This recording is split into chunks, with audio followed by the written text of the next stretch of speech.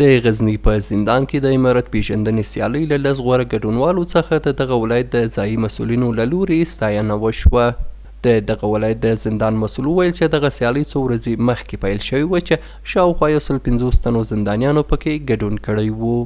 تقریبا تر 1.5 سال پورې زندانیانو هغه زندانیان چې لیک او لوست څخه مستفید وو پوهېده پې هغوی زندانیانو پکې داوطلبانه ګډون کړی و چې 15 ورځې د دوی مطالعې دوام وکړ. له هغې وروسته دې څخه ازموینه واخیستلی شوه چې د ازموینې په پایله کې هغه 10 نفره شاګردان چې ښه نمراتو څخه برخمن وو نن ورځ عملا اول نمره شاګرد په لیپټاپ کمپیوټر، دوم نمره په نقدي جایزه، دریم نمره په الفجر ساعتونو وغیره تر 10 پورې مختلفو نوع جایزې ورکړل شوې.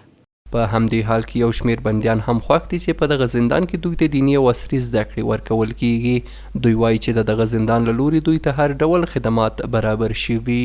ضمن قدردانی هستی که برای ما زمینه درس‌های علوم عصری و دینی را مساعد کرده و ما از خدمات اینا راضی هستیم. خدمات شبانه روزی اینا برای ما افتخار است و ما واقعا از اینا سپاسگزار هستیم. و این زیاد برای بنده ها محبوسین زیاد فایده‌مند است بخاطر که اینها در اینجا وقت است که باید استفاده کنن، یک چیز یاد بگیرن و مصروف تدریس و مصروف مطالعه باشن، مطالعه و کتاب باشن. دا په داسې حال کې ده چې څو ورځې وړاندې هم د هیواد د پوهنې وزارت لخوا په غزني او یو شمېر نورو ولایتونو کې د صرف او نحوې په مضمونونو کې تر 250 ډیرو زده کوونکو لپاره علمي سیالۍ پیل شوې وې.